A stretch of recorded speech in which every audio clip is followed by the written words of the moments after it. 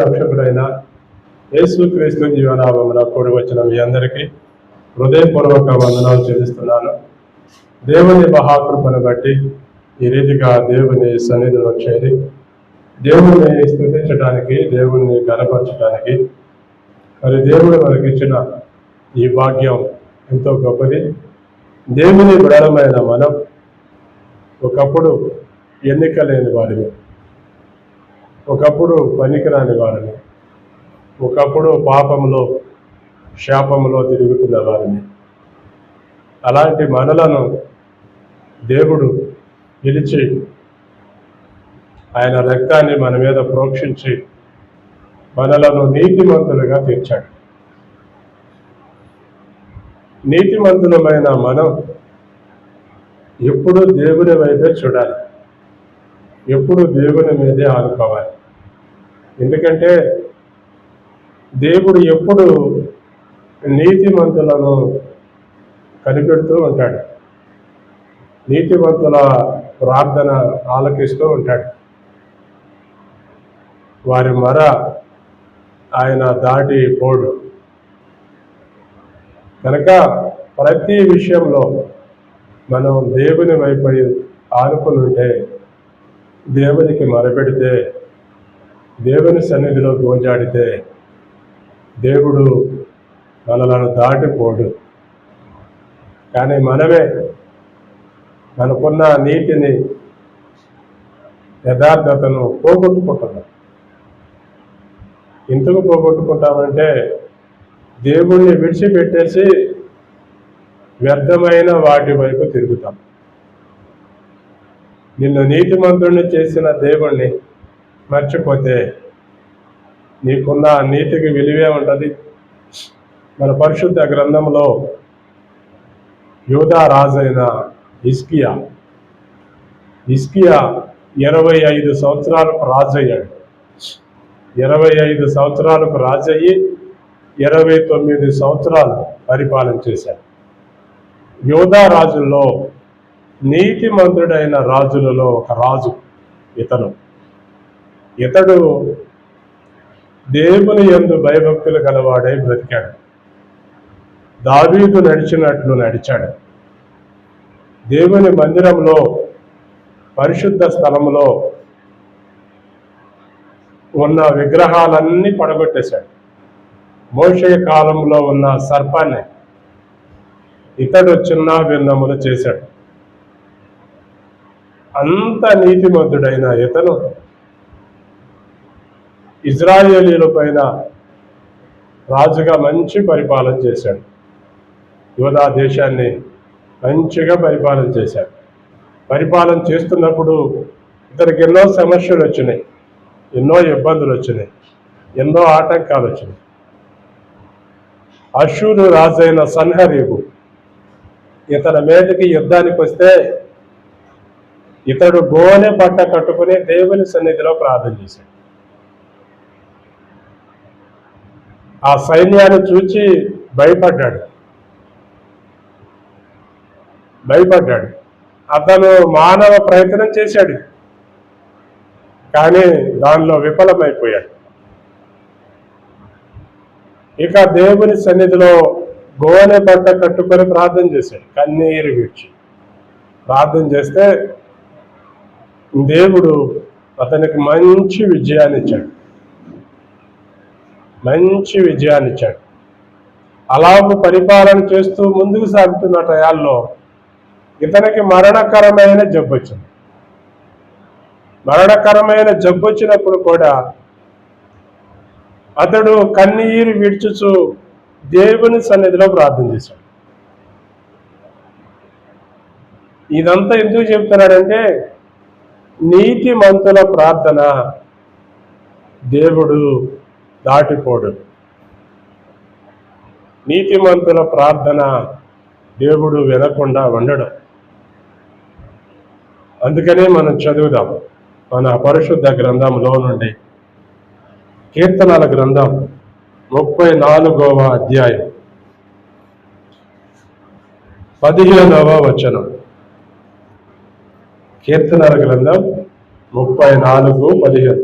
యెహోవా దృష్టి నీతిమంతుల మీద ఉన్నది, ఆయన చెవులు వారి మరలకు ఒగ్గి ఉన్నవి.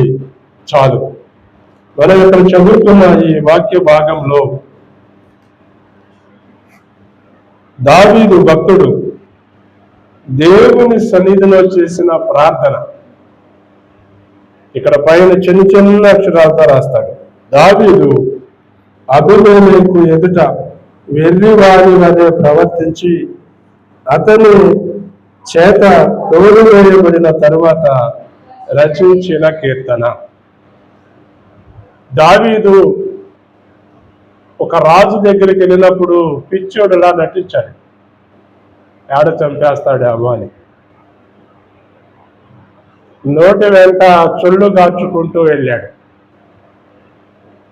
ఇలా ఎందుకు చేయాల్సి వచ్చింది అనంటే అతని మామ సౌలు రాజు దావీదును తరుముతున్నాడు, దావీదును చంపటానికి ప్రయత్నం చేస్తున్నాడు.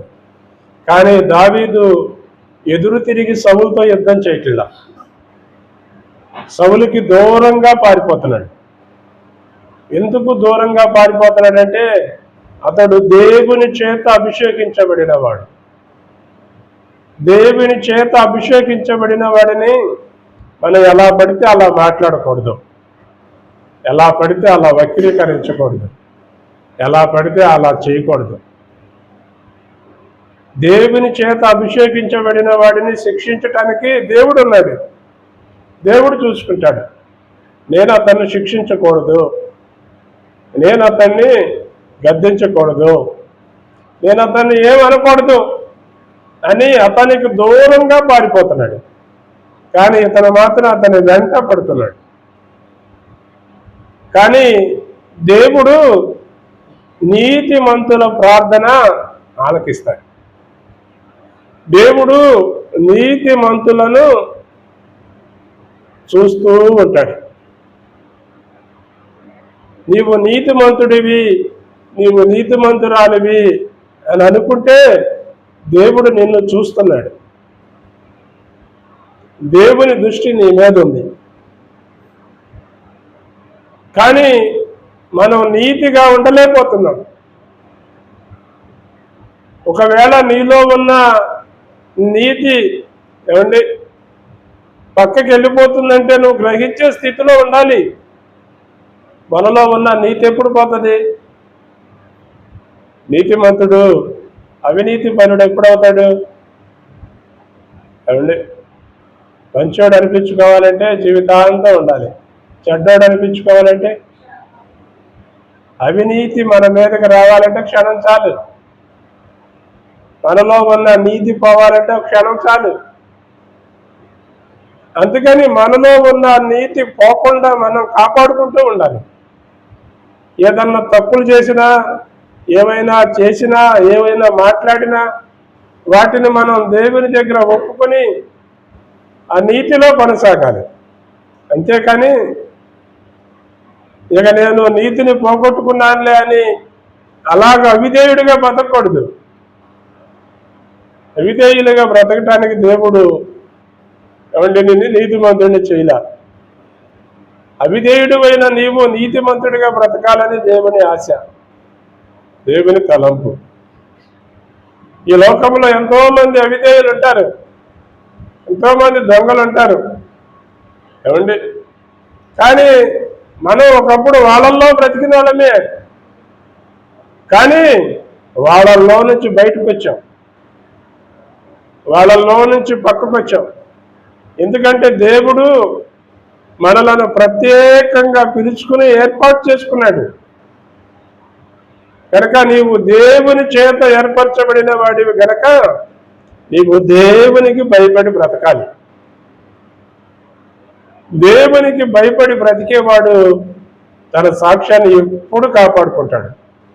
ఎందుకంటే మనం ఎక్కడికి వెళ్ళినా దేవుడు మనలో చూస్తాడు. నేను సముద్ర అగాధములోకి వెళ్ళినా దేవుడు నన్ను చూస్తున్నాడు అన్నాడు. నువ్వు ఎక్కడికి వెళ్ళినా దేవుని దృష్టి నుంచి నువ్వు తప్పించుకోలేవు. అందుకని మనుషులకు కాదు మొదట మనం భయపడాల్సింది, దేవునికి భయపడాలి.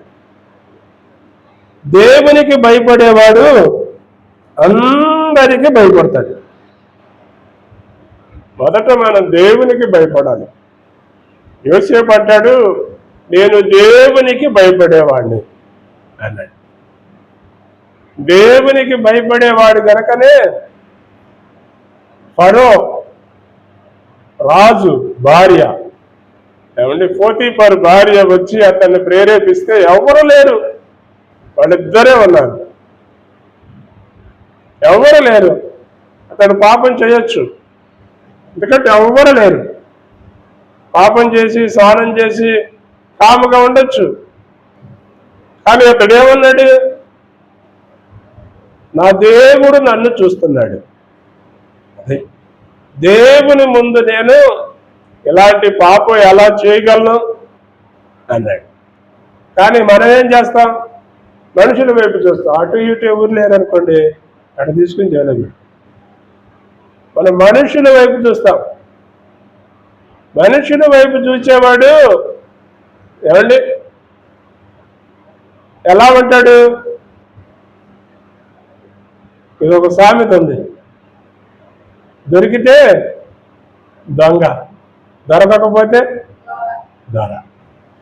ఇది మనుషుల సామెత.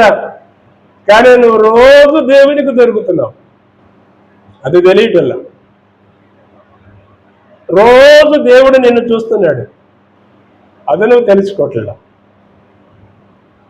అందుకని దేవుని విడలమైన మనం దేవుని రక్తంలో కడగబడ్డాక మనం ఎలా వెనక్కి వెళ్ళిపోతాం? ఎలా వెనక్కి వెళ్ళిపోతాం?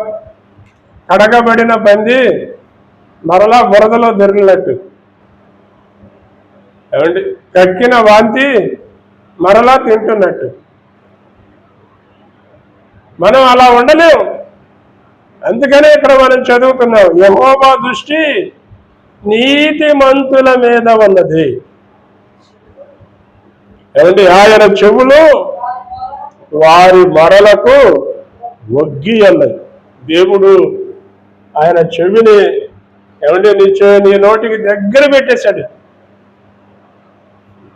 నువ్వు ఏది పలుకుతున్నా ఆయన వింటున్నాడు. అందుకని మనం ఎలా ఉండాలంటే భయముతో ఉండాలి. దేవుడు నా ప్రార్థన వింటున్నాడు. ఇదే మన పరిశుద్ధ గ్రంథంలో మనం చదువుతాం. ఆది కాండంలో ఒక వ్యక్తి ఉన్నాడు.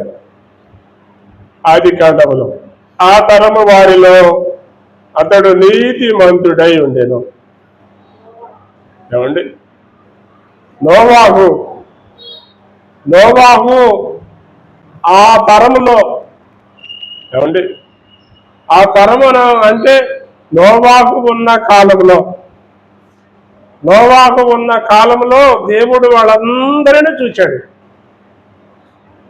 దేవుడు వాళ్ళందరిని చూచినప్పుడు వాళ్ళందరి మీద నోవాహు ఒక్కడే నీతిమంతుడిగా కనపడ్డాడు.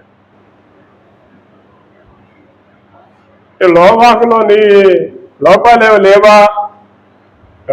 ఉంటాయి. కానీ లోపాలు ఉన్నా లోపాలు సరిచేసుకుంటా ఉంటారు. అది ఆ తరము వారిలో ఇతడొక్కడే నీతిమంతుడిగా కనపడ్డాడు. మరి ఈ తరములో ఎంతమంది దేవునికి నీతిమంతులుగా కనపడే వాళ్ళు ఉన్నారు?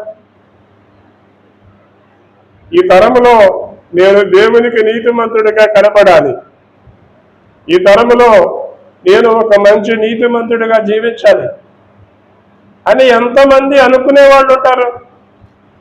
వాడికంటే నేను మిన్నాగా ఉండాలి, వాడికంటే నేను ఘనంగా ఉండాలి, వాడికంటే నేను ఎలా ఉండాలి అలా ఉండాలని లోకాశని వైపు చూసేవాళ్లే. కానీ లోక తలంపుల వైపు చూసేవాళ్లే కానీ దేవుని వైపు చూసి భక్తి చేసేవాళ్ళు లేరు. ఈ తరము వారిలో నేను నిందారహితుడిగా ఉండాలి. ఈ తరములో మనం ఎంతమంది నిందారహితులుగా బ్రతకగలం? నిందారహితులు అంటే తెలుసు కదా, ఎవరి చేత నింద వేయించుకోలేకపోయాడు. ఎవరు అతను చూచి నోవాహు ఇలాంటి వాడు, ఇలాంటి అబద్ధికుడు, ఇలాంటి దొంగ, ఇలాంటి కొనికోరు, ఏమండి ఒక్కడు కూడా నోవాహు మీద నింద మోపలేకపోయారట. ఎంత యథార్థంగా బ్రతికాడో, ఏమండి నిందారహితుడు, ఆ తరము వారిలో నిందారహితుడు. ఇదే మాట ఏమండి దానియేలు గురించి చెప్పుకున్నారు. దానియేలు బబులోను దేశం అంతటిలో నిందారహితుడు. దానియేలు మీద ఒక్క నింద మోపలేకపోయారు, ఒక్క నింద మోపలేకపోయారు. అక్కడున్న దానియేలుతో పాటు పనిచేసే వాళ్ళు దానియేలు మీద మనం ఏ నింద మోపలేం. అతని మీద ఏదైనా నింద మోపాలంటే అతడి దేవుని విషయాలలోనే అతని మీద మనం నింద మోపగలం. ఏంది దేవుని విషయాల్లో అంటే, ఏమంటే రాజు దగ్గరికి వెళ్ళి, రాజా ఎవరు 30 రోజుల వరకు ఈ దేశంలో ఏ దేవుడికి, ఏ దేవతకి, ఏ మనిషికి ప్రార్థన చేయకూడదు, ప్రతి ఒక్కరు నీ దగ్గరకు వచ్చే ప్రార్థన చేయాలి, నీ దగ్గరకు వచ్చే మనపెట్టుకోవాలి అని శాసనం చేశారండి, చట్టం చేశారు. దానియేలు రోజుకి 3 సార్లు ముమ్మారు ప్రార్థన చేసే వాడుక ఉన్నవాడు, అలవాటు ఉన్నవాడు. ఏమంటే ఇలాంటి పరిస్థితి ఉందని తెలిసి కూడా దేవుని సన్నిధిలో ప్రార్థన చేసినాడు. నిందారహితుడు. ఏమండి అతడి మీద నిందేశారు. రాజా నువ్వు చెప్పిన మాట మీరాడు, ఇతను తీసుకెళ్లి సింహాల బోన్లో వెయ్యంటే దేవుడు సింహాల నోళ్లను మూశాడు. సింహాల నోళ్లను మూసి ఏమంటే తెల్లారి పొద్దున్న సజీవ సాక్షిగా బయటికి తీసుకొచ్చారు. దానియేలు మీద ఎవరైతే నింద మోపారో వాళ్ళని సింహాల బోన్లో పడేస్తే ఎముకలతో సహా తినేసినాయి అని రాశారు. ఈ లోకంలో మనం నీతిమంతులుగా బ్రతకాలి, అది నీ చేతిలోనే ఉంటుంది. ఎందుకంటే దేవుడు నిన్ను నీతిమంతుడిని చేశాడు. బైబిల్ ఏం చెబుతుంది? వాస్తవంగా నీతిమంతుడు లేడు, ఒక్కడు కూడా లేడు, అందరూ పాపం చేశారు అని రాశారు. అయినప్పటికీ దేవుని కృప, దేవుని దయ, దేవుని కరుణ, దేవుని పిలుపు నిన్ను నీతిమంతుడిని చేశాడు.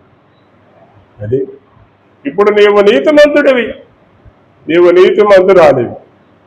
నీతిమంతుడివైన నీవు లోకం వైపు చూడకు, లోకాశల వైపు చూడకు. నీకు కష్టం వచ్చినా, బాధ వచ్చినా, శ్రమ వచ్చినా, నిందొచ్చినా దేవుని వైపు చూడు. దేవుని వైపు చూసి దేవునికి మొరపెట్టు. నీతిమంతుల ప్రార్థన దేవుడు ఆలకిస్తాడు. యెహోవా దృష్టి నీతిమంతుల మీద ఉంటుంది. దేవుని దృష్టి ఎప్పుడు నీ మీదే ఉంటుంది. ఎందుకు నీ మీద ఉంటుందంటే సాతాను నీ వైపే చూస్తాడు. నీతిగా బ్రతికే వాడిని పడేయాలి. అదే ఏమండి ఈ రోజుల్లో చాలా మంది పడేసేవాళ్ళు ఎక్కువ వచ్చారు. ఏమండి నుంచున్న వాడిని పడేసేది ఎవరు? పడేసేవాళ్ళు ఎక్కువ. కానీ దేవుడు పడిపోయిన వాళ్ళు లేపాడు, కానీ ఇప్పుడు ఉన్నవాళ్ళు ఏమో పడేస్తున్నారు. వ్యత్యాసం చూడండి. దెయ్యం మనుషుల్ని పడేస్తుంది, దేవుడు పడిపోయిన వాళ్ళని లేపుతాడు. గుర్తుపెట్టుకోండి. కానీ ఈ రోజుల్లో చాలా మంది పడేసేవాళ్ళే ఎక్కువ, లేపటంలో పడేసిన వాళ్ళే. ఏమండి అందుకని నీతిమంతుల్ని పడేయాలి. ఇది దుష్టుడి పని. పడేయాలంటే ఏం చేయాలి? ఏం చేయాలి? ఏదో ఒక ఆశ చూపించాలి. అది నీవు నీతిమంతుడివి కాబట్టి నీకు ఏదో ఒక ఆశ చూపించి నిన్ను మరలా పాపములో పడేస్తాడు. అది సాతాను చేస్తున్న పని.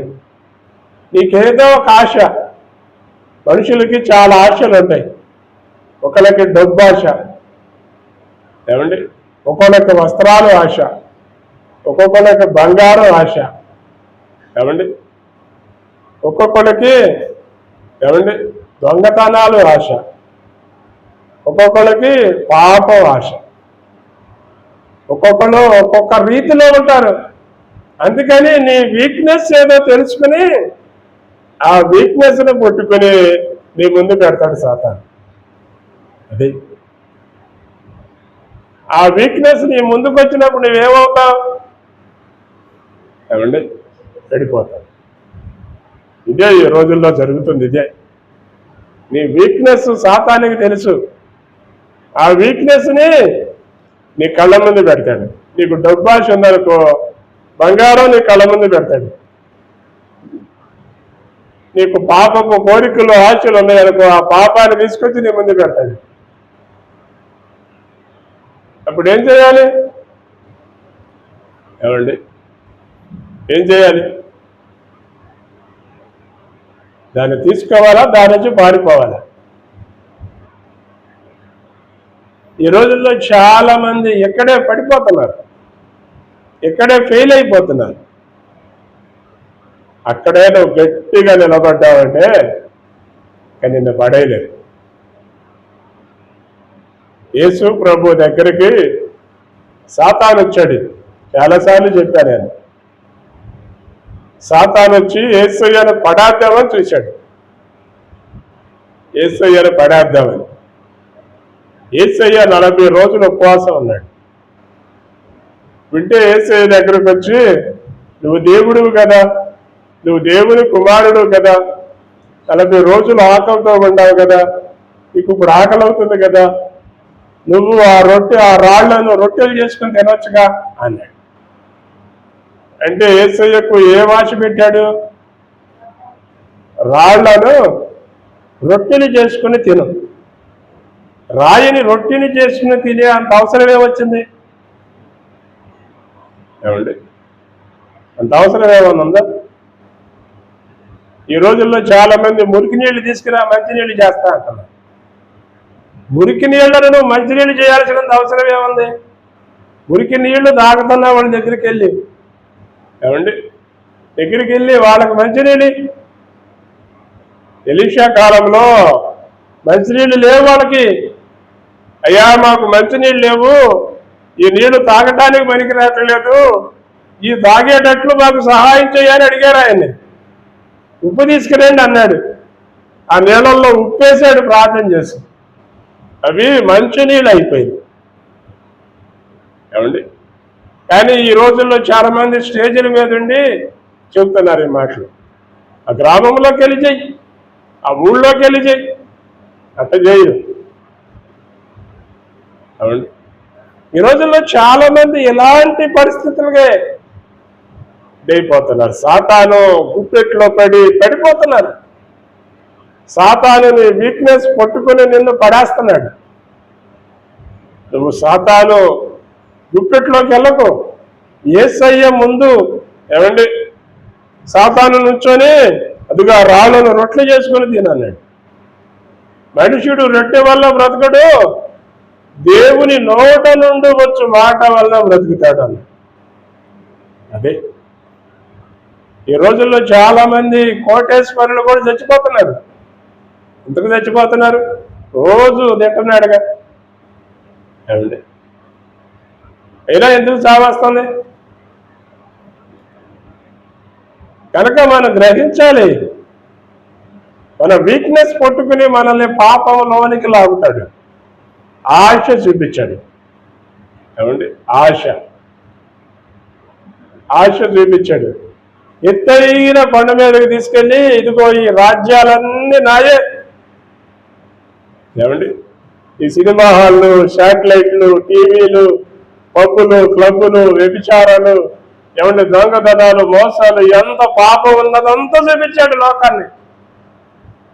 చూపించి ఇవన్నీ నాయే, నా స్వాధీనంలో ఉన్నాయి, నువ్వేం చేయొద్దు, నాకు మొక్కు, నేను నీకు ఇచ్చేస్తా అన్నాడు.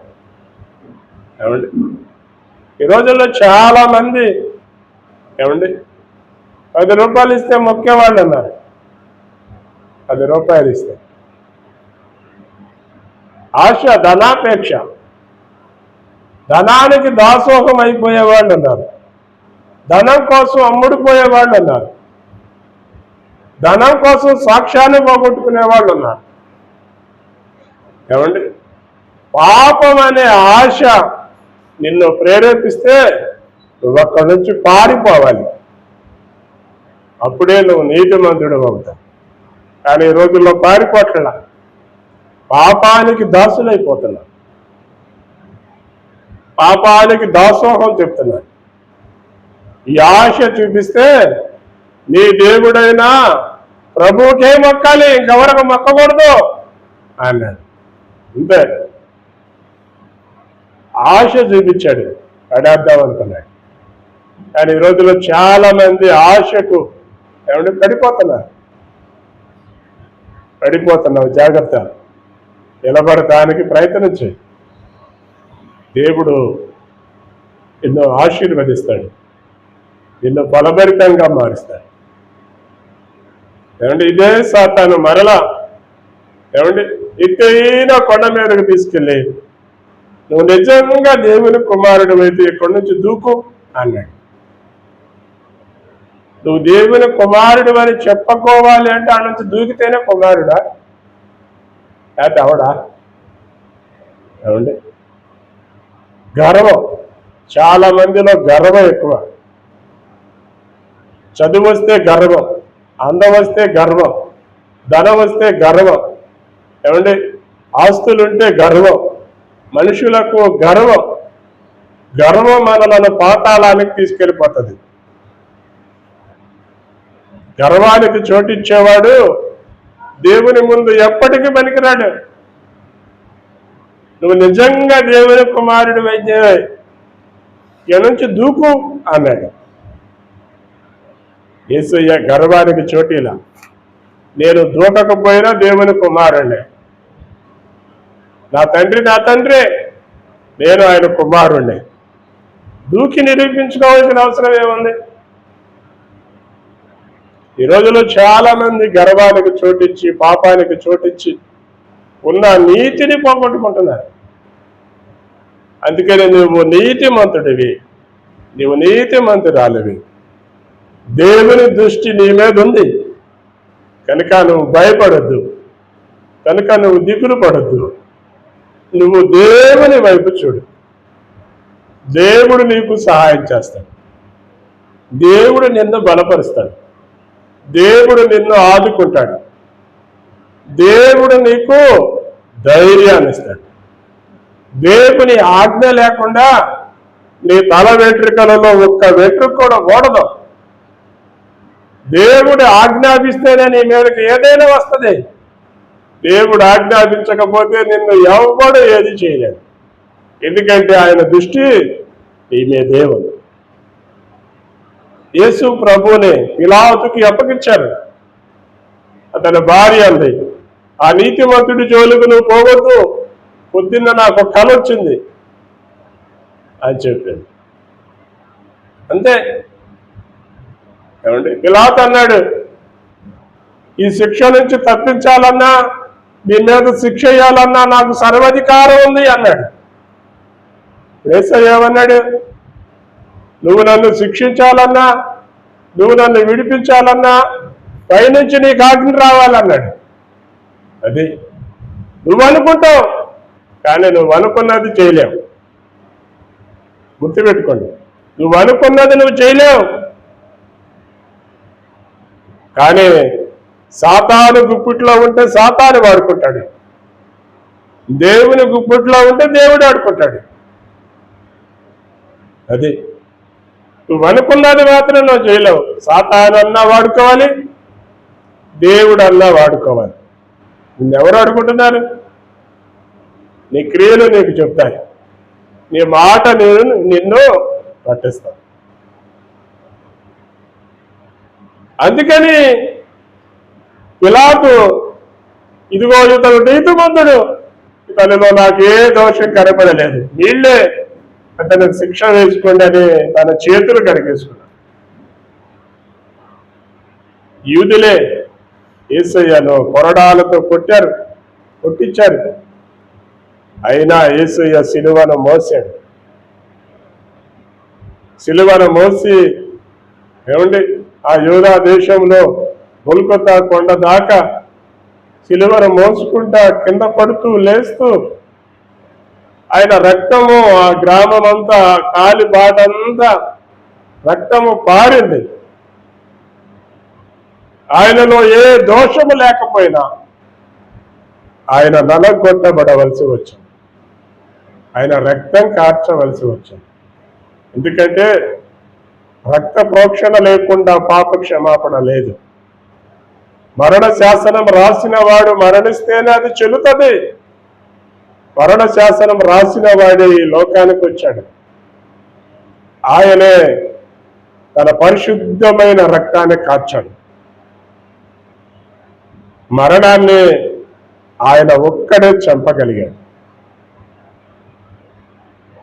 మరణాన్ని చంపాడు ఆయన 3వ దినాన పునరుద్ధారుడై లేచాడు.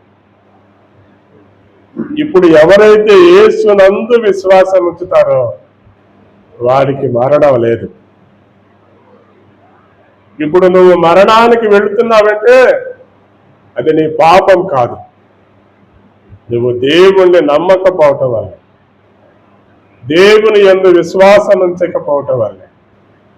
ఇప్పటికైనా దేవుని యందు నమ్మకం ఉంచు, దేవుని యందు విశ్వాసం ఉంచు.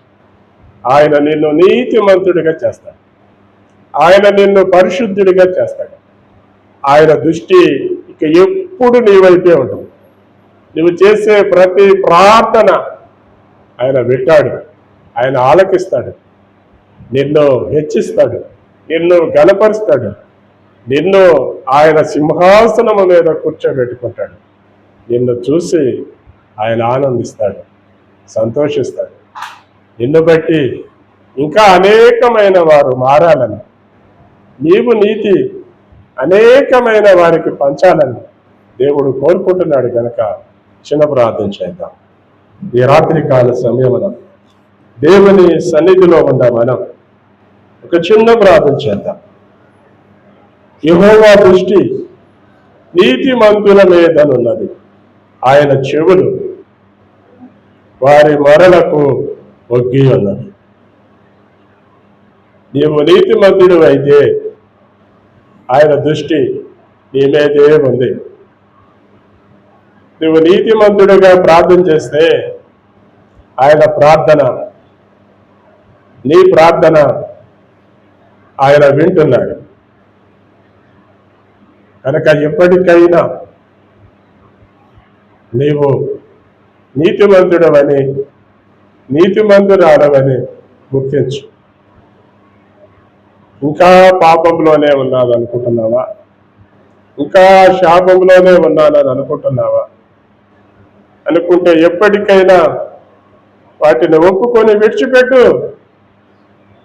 కనికరింపబడతావు, క్షమింపబడతావు, నీతిమంతుడిగా నీతిమంతురాలిగా తీర్చబడతావు. నీ మనస్సాక్షి నీ మీద నింద మోపితే